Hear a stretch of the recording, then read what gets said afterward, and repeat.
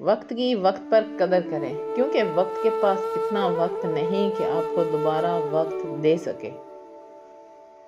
حکم تو نفس مارنے کا تھا، لوگوں نے تو ضمیر مار دیے۔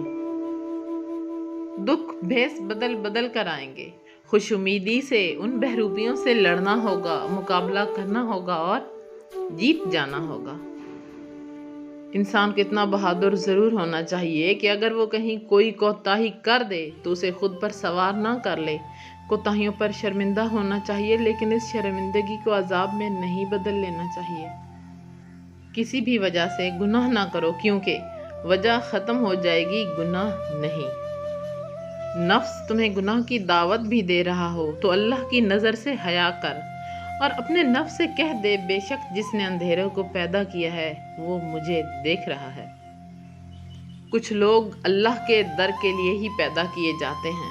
اللہ نے ان کو چن لیا ہوتا ہے، کبھی رلا کر، کبھی آزما کر، کبھی تکلیف دے کر۔ وہ اپنے خاص بندوں کو دوسروں سے الگ کر لیتا ہے۔ کچھ اس مقام تک خود چل کر آتے ہیں اور کچھ کو کھینچ کر لایا جاتا ہے۔